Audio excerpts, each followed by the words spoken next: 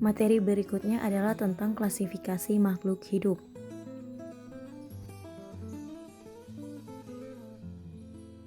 Dasar klasifikasi makhluk hidup. Klasifikasi adalah cara memilah dan mengelompokkan makhluk hidup dalam golongan tertentu. Cabang biologi ini disebut taksonomi, di mana dalam bahasa Latin taksis artinya peraturan dan nomia artinya metode. Usaha pengelompokan ini pertama kali dilakukan oleh Aristoteles sekitar 384 sampai 322 sebelum Masehi. Pengelompokan makhluk hidup dalam dua kelompok, yakni hewan dan tumbuhan.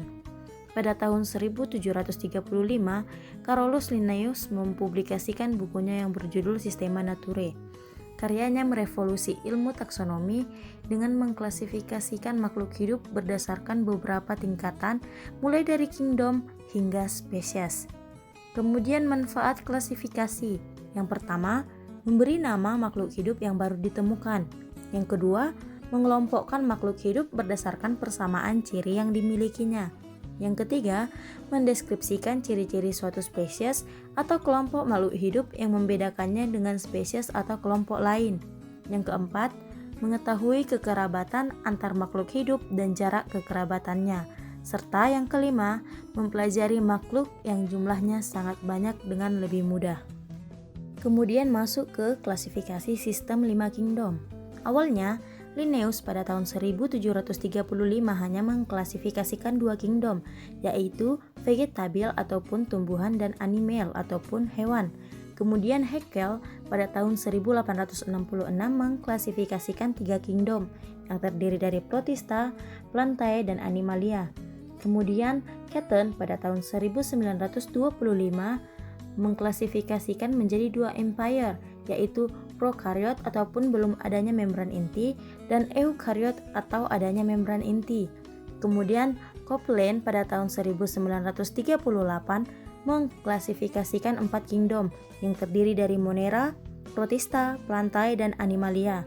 Kemudian Whittaker pada tahun 1969 mengklasifikasikan 5 kingdom yang terdiri dari Monera, Protista, Plantae, Fungi, dan Animalia.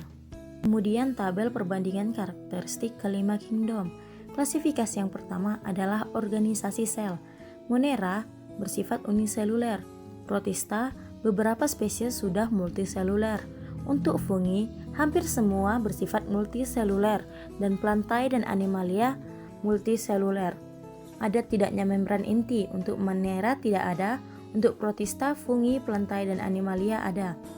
Untuk dinding sel, pada Monera sudah ada, beberapa tersusun dari peptidogligan. Untuk Protista, untuk beberapa spesies sudah ada dan tipenya bervariasi. Untuk fungi ada dan tersusun dari kitin. Untuk Plantae ada tersusun oleh selulosa, namun Animalia tidak memiliki dinding sel. Untuk kemampuan berfotosintesis, pada Monera ada beberapa spesies yaitu Cyanobacteria. Untuk Protista juga memiliki beberapa spesies. Untuk fungi tidak mampu sama sekali berfotosintesis. Untuk Plantae hampir semua spesies mampu berfotosintesis. Untuk Animalia tidak dapat berfotosintesis. Kemudian mengambil molekul organik dari lingkungan. Monera terdapat beberapa spesies, Protista juga beberapa spesies, fungi semua spesies, Plantae jarang, Animalia semua spesies.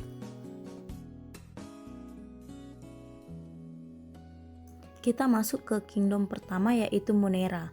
Organisme dengan sel intinya tidak memiliki membran atau prokariot, merupakan bentuk kehidupan yang paling sederhana. Berkembang biak dengan membelah diri, bakteri dan archaea adalah anggota Monera. Makanan diperoleh dari makhluk hidup yang sudah mati. Oleh sebab itu, banyak bakteri yang menjadi sumber penyakit, namun banyak juga bakteri yang menguntungkan. Berikut adalah gambar dari bakteri. Kemudian kingdom berikutnya adalah Protista. Protista adalah kingdom makhluk hidup yang terdiri atas satu sel atau banyak sel dan memiliki membran inti atau eukariot. Pada dasarnya, memiliki kesamaan struktur yang sederhana. Anggota Protista sudah menunjukkan adanya organisasi sel. Beberapa jenis merupakan fotoautotrof atau dapat berfotosintesis memperoleh makanan, dan beberapa jenis lainnya adalah heterotrof atau tidak dapat memperoleh makanan sendiri. Berdasarkan kemiripannya dibagi menjadi 3. Yang pertama mirip hewan atau disebut protozoa, kemudian mirip tumbuhan ataupun alga, dan mirip jamur.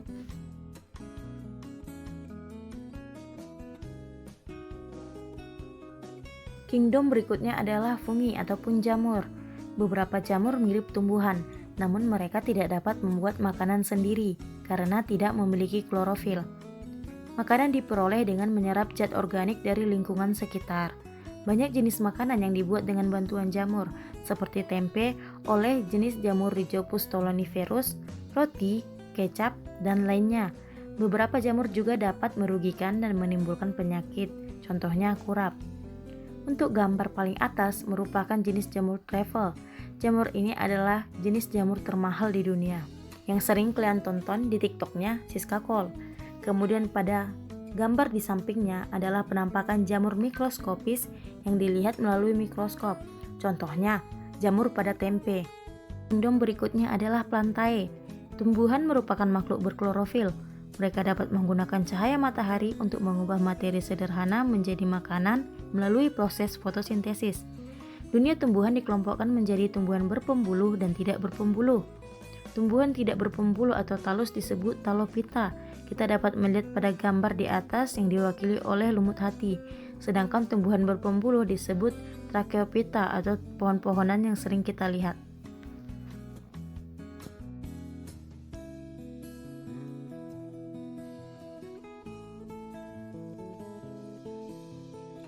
Kingdom terakhir yaitu Animalia. Hewan sangatlah beragam dari segi bentuk, ukuran, struktur tubuh, tempat hidup, maupun cara berkembang biak. Hewan dibagi menjadi 2 kelompok besar, yaitu hewan bertulang belakang atau vertebrata dan tidak bertulang belakang atau invertebrata. Perbedaan pokok kedua kelompok ini adalah rangka tubuh dan susunan pusat sarafnya. Kita lihat pada gambar pertama. Kalian pasti bingung, ibu kok nunjukkan karang ya? Ternyata karang itu merupakan tergolong dalam kingdom Animalia. Mereka adalah hewan yang paling sederhana atau disebut porifera. Kalau kalian penasaran, coba googling setelah materi berikut ini. Kemudian di gambar berikutnya adalah pembagian hewan vertebrata dan invertebrata. Kita dapat melihat invertebrata itu beberapa jenis serangga dan hewan laut, sementara vertebrata adalah hewan yang lebih kompleks.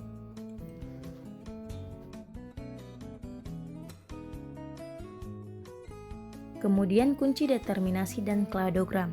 Yang pertama, kunci determinasi. Kunci determinasi adalah kunci analisis yang menggunakan ciri taksonomi yang berlawanan. Tiap langkah dalam kunci tersebut disebut kuplet, yang terdiri dari 2 pernyataan yang berlawanan sehingga disebut dikotomis. Jika salah satu pernyataan ada yang cocok dengan ciri makhluk hidup yang diidentifikasi, maka pernyataan lainnya gugur. Dalam menggunakan kunci determinasi, setiap spesies yang akan diidentifikasi dihadapkan pada ciri-ciri yang salah satunya paling sesuai. Kemudian kita lanjut ke contoh kunci determinasi. Lihat pada gambar di atas ada bagian A adalah hiu, bagian B lele, C bunglon, D harimau, E gorila, F manusia. Nah, untuk membuat kunci determinasi yang pertama, kita harus membuat bagan dikotom. Lihat pada gambar yang di tengah-tengah atau grafik yang di tengah-tengah. Semua hewan di atas adalah vertebrata. Jadi apa yang membedakan mereka? Nah, yang pertama adalah lingkungan hidup. Yang bagian A dan B hidup di air, sementara C, D, E, F tidak hidup di air. Nah, jadi kita bagi, yang hidup absolut di air adalah hiu dan lele. Baru kita cari lagi, apa yang membedakan hiu dan lele? Kita lihat letak mulutnya. Untuk hiu, mulutnya terletak di ventral atau di bagian bawah, sementara untuk lele, mulutnya berada di tengah atau tidak di ventral. Oke, langsung dapat ciri-cirinya dan langsung dapat nama spesiesnya. Gimana untuk hewan yang tidak hidup di air? Kita lihat dari bunglon, harimau, gorila, dan manusia. Kira-kira apa ciri yang dapat membedakan atau khas dari keempat makhluk hidup ini? Ada tidaknya rambut. Nah, bunglon tidak memiliki rambut. Jadi dengan ciri tidak ada rambut, bunglon sudah tereliminasi. Sekarang tinggal 3. Ada harimau, gorila, dan manusia. Kira-kira apa yang membedakan dari ketiga makhluk hidup ini? Oh, ada tidaknya ekor? Boleh. Nah, kita masukkan ada tidaknya ekor. Untuk harimau dia memiliki ekor, jadi dengan ciri ini dia sudah tereliminasi. Sekarang tinggal manusia dan gorila. Apa ciri-ciri yang membedakan manusia dan gorila? Nah, di sini dibuat ada tidaknya bipedal. Manusia memiliki bipedal dan gorila tidak memiliki bipedal. Oleh karena itu langsung mendapatkan nama spesiesnya. Misalnya kita untuk cari spesies gorila, berarti dia tergolong vertebrata, tidak hidup absolut di air, dia memiliki rambut, tidak berekor, dan tidak berpedal. Oke, kita lanjut. Nah, jadi bagian 1A akan disambung ke nomor 2, yaitu vertebrata yang hidup absolut di air. Nah, langsung kita lewati menuju nomor 2. Di nomor 2, yang absolut di air ini akan dibagi lagi menjadi yang mulut terletak di ventral dan mulut terletak di terminal. Nah, langsung dapat nama spesiesnya. Kemudian yang bagian 1B, vertebrata yang hidup tidak absolut di air. Dilanjut ke nomor 3, langsung loncat, lihat nomor 3. Nomor 3 kan langsung ada pembagiannya berambut dan tidak berambut. Yang berambut masih dilanjut ke nomor 4. Kenapa? Karena masih terdiri dari 3 spesies. Sementara yang tidak berambut, satu-satunya one and only bunglon langsung dapat nama spesiesnya. Kemudian kita lihat nomor 4. Yang berambut ini harus kita pisahkan lagi. Caranya dengan perbedaan ciri berekor dan tidak berekor. Yang berekor langsung dapat one and only satu-satunya harimau. Yang tidak berekor ada 2, manusia dan gorila. Makanya dilanjut lagi ke nomor 5. Kemudian untuk kladogram, melalui pembuatan kunci determinasi, kita dapat membuat kladogram. Dalam bahasa Yunani, klados artinya cabang dan grama artinya ciri atau karakter. Adalah diagram yang menunjukkan hubungan atau relation antara makhluk hidup. Untuk membuat kladogram, terdapat 3 langkah. Yang pertama, membuat daftar perbandingan ciri-ciri makhluk hidup yang akan dibuat kladogramnya. Nah, kita harus membuat tabel. Yang pertama, kita tulis ciri-cirinya yaitu vertebrata, tulang sejati, bernapas dengan paru-paru, berambut, tidak berekor, dan bipedal. Kemudian pada bagian sampingnya kita tulis nama-nama spesiesnya. Yang pertama, vertebrata. Jelas seperti yang ibu bilang di awal, hiu, mako, lele, bunglon, harimau, gorila, dan manusia semua masuk ke vertebrata. Ciri berikutnya, tulang sejati. Hiu, mako tereliminasi karena dia hanya memiliki tulang rawan, belum tulang sejati. Yang memiliki tulang sejati adalah lele, bunglon, harimau, gorila, manusia. Masuk ciri yang berikutnya, bernafas dengan paru-paru. Hiu dan lele tereliminasi. Jelas, ikan bernafas dengan insang. Namun bunglon, harimau, gorila, manusia bernafas dengan paru-paru. Masuk ciri berikutnya, berambut. Nah, di sini bunglon ikut tereliminasi. Tinggal 3 kandidat, harimau, gorila, dan manusia.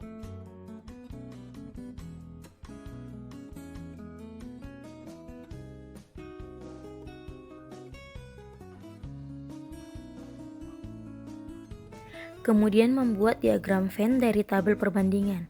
Diagram dibuat mulai dari ciri yang dimiliki semua makhluk hidup, kladogramnya, hingga ciri yang paling sedikit dimiliki.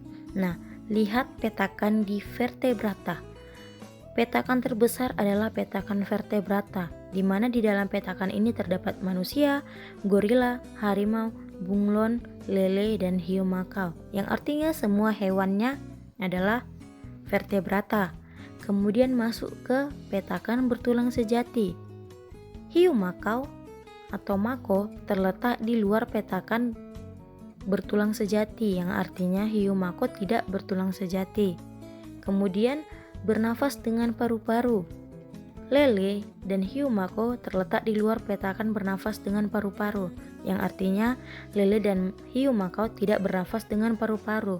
Sementara bunglon, harimau, gorila, dan manusia terletak di dalam petakan bernafas dengan paru-paru. Oleh sebab itu, manusia, gorila, harimau, dan bunglon tergolong memiliki ciri-ciri bernafas dengan paru-paru. Begitu seterusnya sehingga mendapat ciri-ciri yang hanya satu yang memilikinya, yaitu bipedal yang hanya dimiliki manusia. Kemudian buat kladogram dengan mengkonversi diagram Venn di atas. Kladogram dibuat dengan menambahkan satu spesies yang menjadi kelompok luar atau outgroup. Kelompok luar adalah spesies yang tidak memiliki satu pun ciri yang sama seperti ciri-ciri di atasnya. Lihat gambar di bawah. Di sana ada bintang laut. Bintang laut ini terletak di bawah garis vertebrata atau vertebrae, yang artinya bintang laut tidak tergolong vertebrae.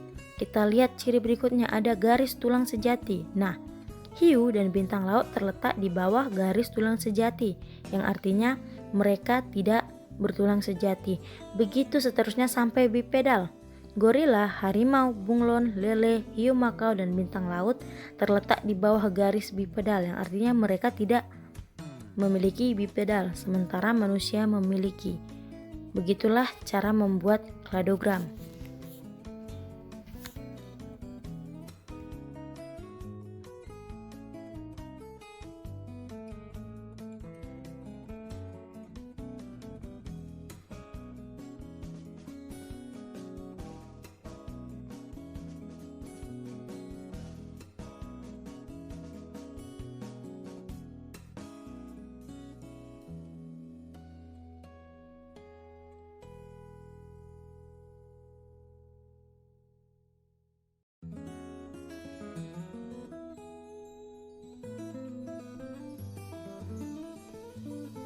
Materi berikutnya yaitu tingkat takson dan sistem klasifikasi.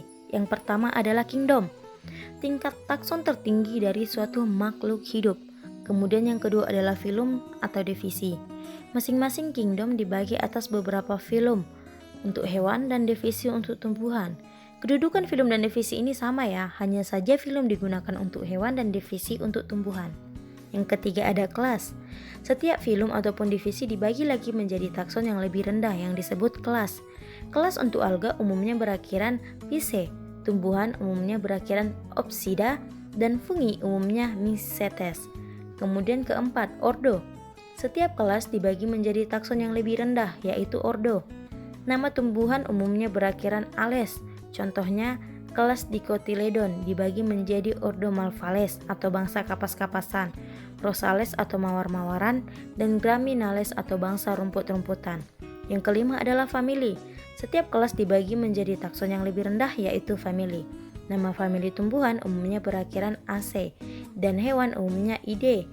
Contohnya ordo Poales dibagi menjadi famili seperti Poaceae, Chunsaceae, Cyperaceae, Maiasaceae, dan ordo Carnivora dibagi menjadi famili Felidae atau suku kucing, Canidae atau suku anjing, dan Ursidae atau suku beruang. Kemudian genus dan spesies. Genus adalah tingkat takson yang lebih rendah daripada famili, sementara spesies adalah tingkat takson terendah dalam klasifikasi dan menjadi unit dasar klasifikasi.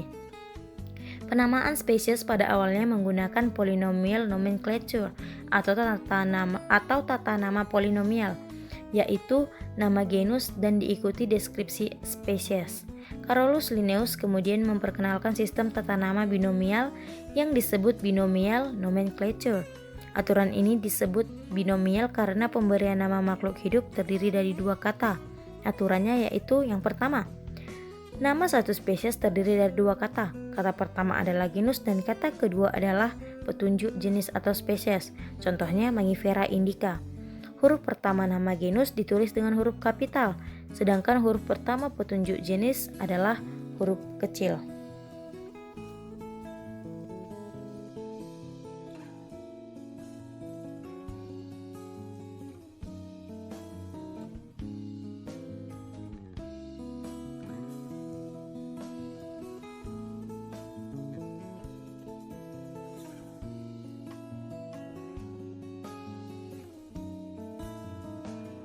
Nama spesies menggunakan bahasa Latin atau yang dilatinkan, misalnya Varanus comodensis atau komodo.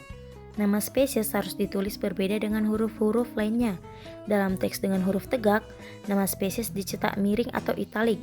Kemudian pula sebaliknya, nama spesies juga dapat ditulis dengan garis bawah atau underline pada setiap katanya. Lihat contoh di samping.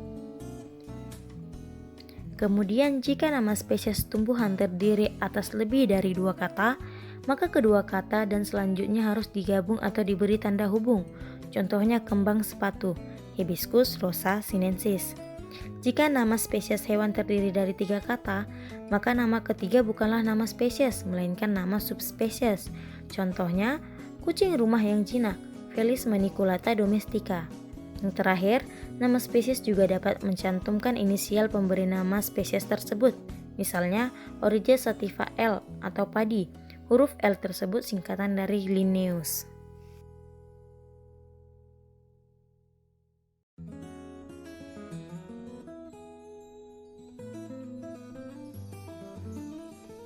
Nah, berikut adalah contoh dari spesies Kingdom Monera.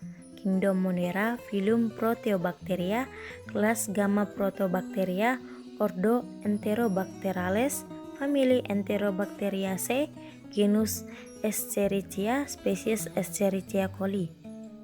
Dan kita dapat melihat gambar struktur dari bakteri tersebut.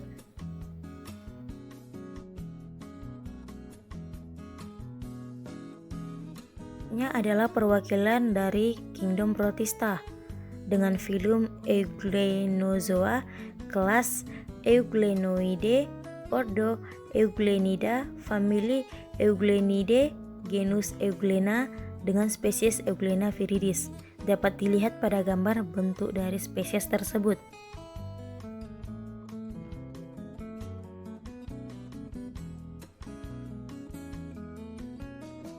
Kemudian perwakilan dari fungi atau jamur, saya mengambil spesies Volvariella volvacea ataupun jamur sawit yang sering kalian dapat di janjangan sawit.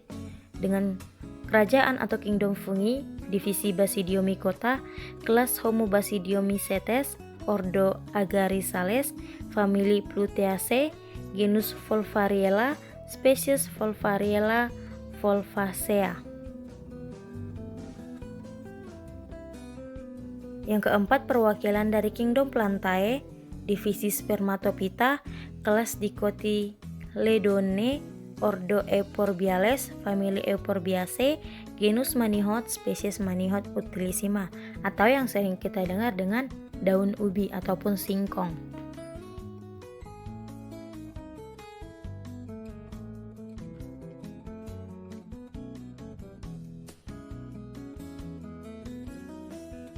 Yang terakhir adalah perwakilan dari Kingdom Animalia adalah badak bercula yang merupakan salah satu hewan langka.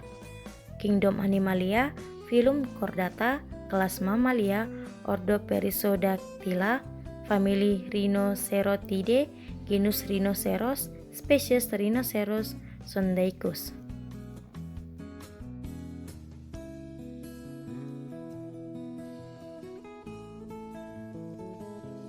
Sekian pembelajaran hari ini, jangan lupa absen di kolom komentar.